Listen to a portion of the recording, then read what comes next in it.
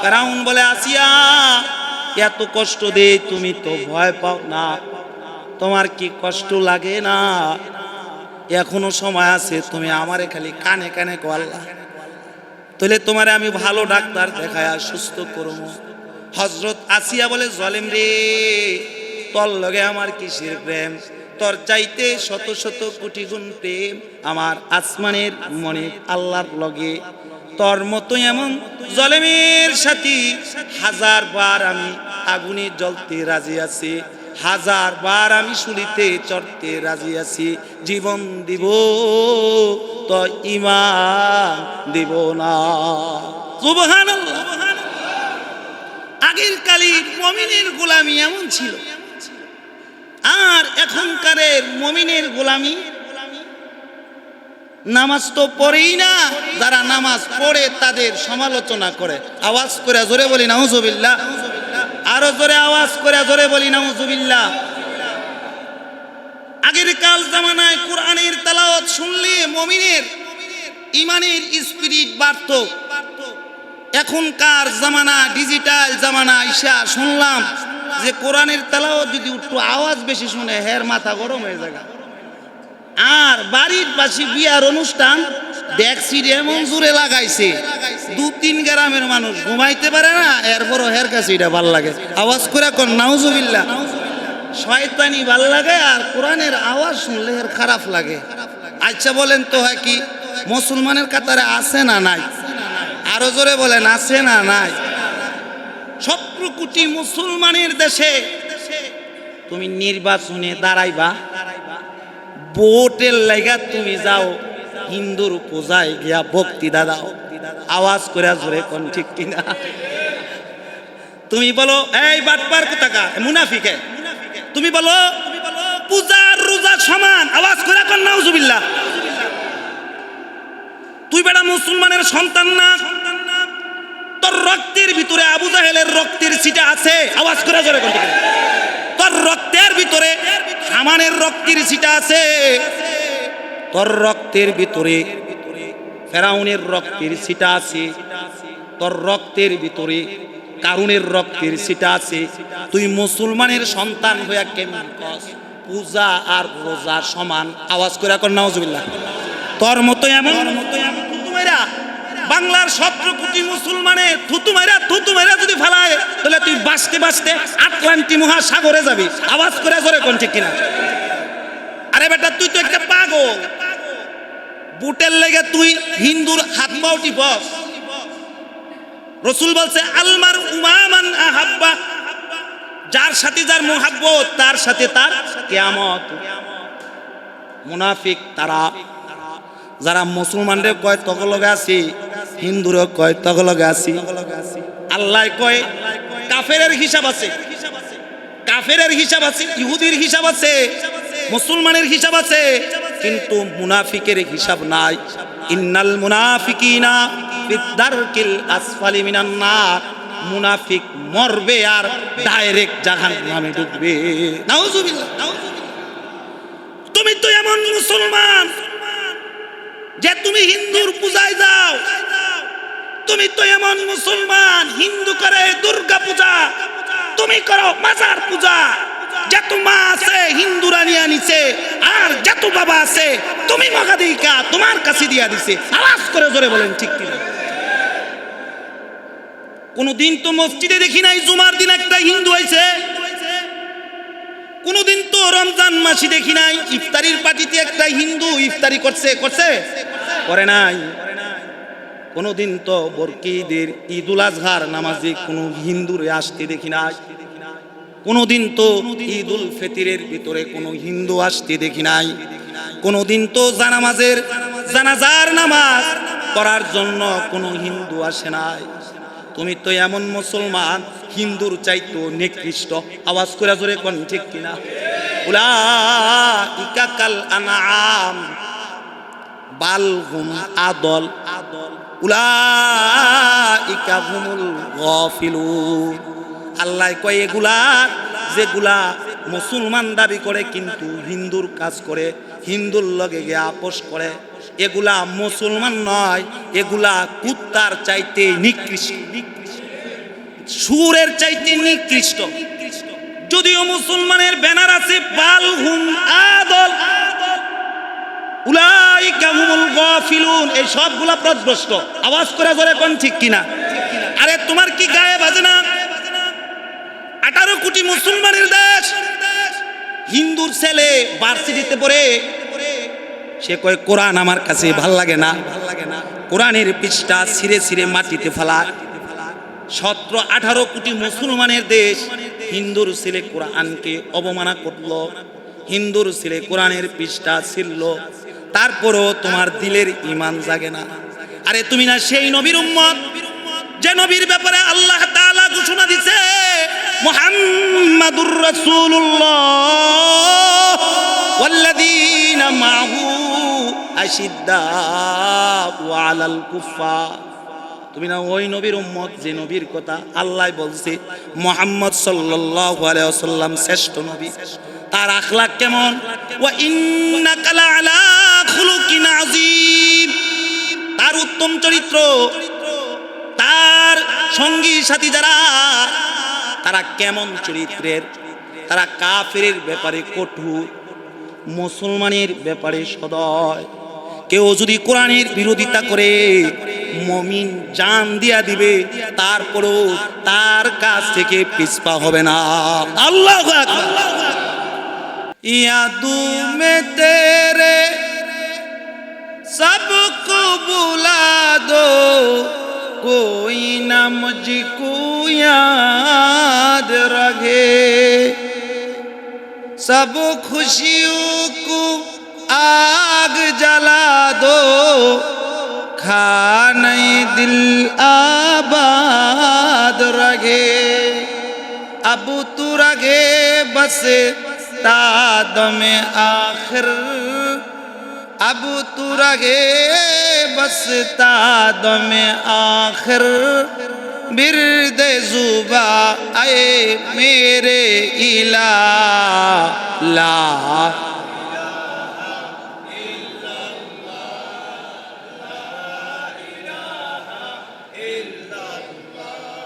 ला इलाहा ला इलाहा।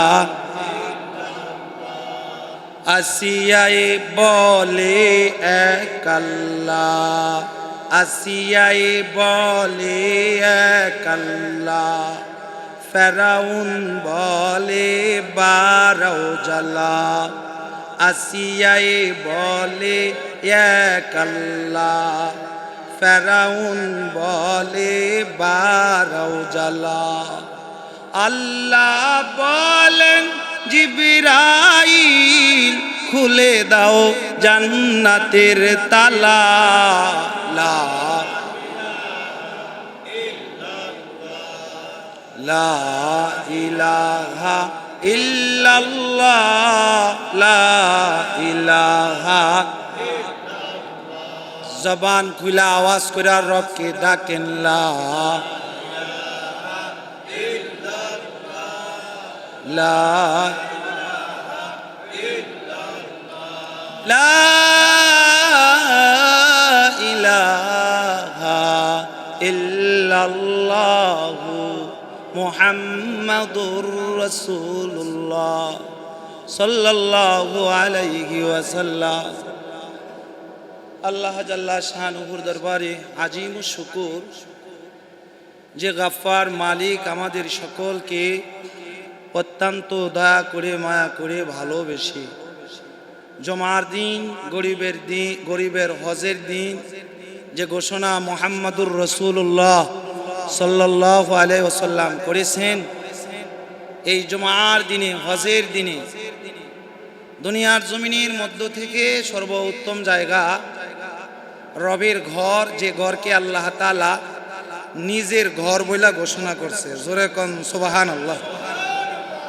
ওই ঘরে এসে রবকে ডাকাডাকি, রবের দোস্তের নামে দরুদ পড়ার মতো যে মহা মালিক আমাদের সকলকে তৌফিক দান করছেন, এজন্য মালিকের দেওয়া জবান দিয়ে কালিমাতুশ শুকুর আদায় করি। সকলে মিলে পড়ি আলহামদুলিল্লাহ।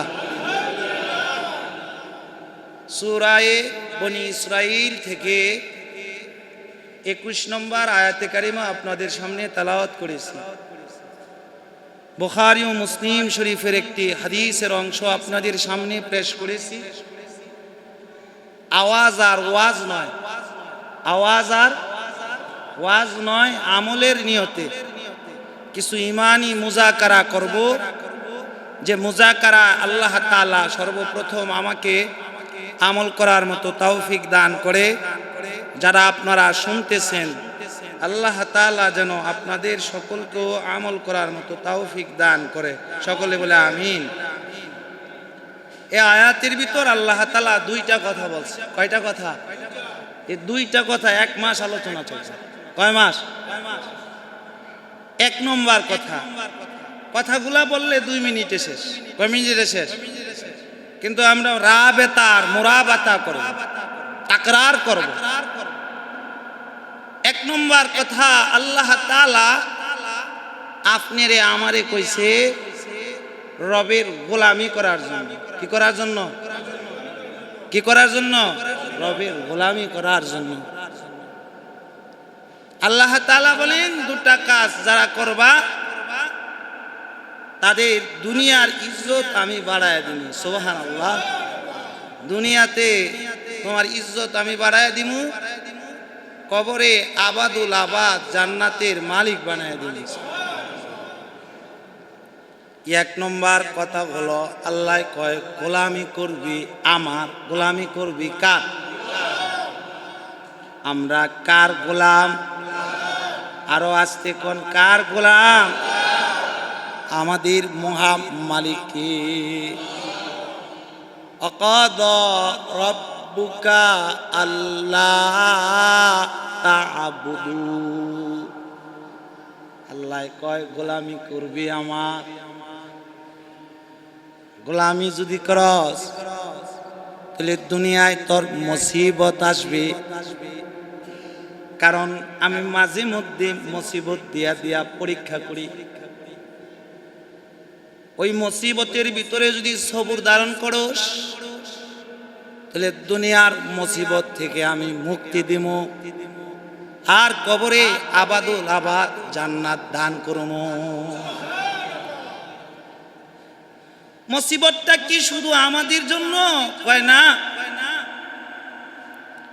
আমাদের আগে যারা আছি তাদেরও মুসিবত। পৃথিবীর জমিনে যে প্রথম মানুষ আল্লাহ তাআলা পাঠাইছেন বাবা আদম আলাইহিস সালাতু ওয়াস সালাম, তার উপরেও আল্লাহ তাআলা মুসিবত দিয়া পরীক্ষা করছে।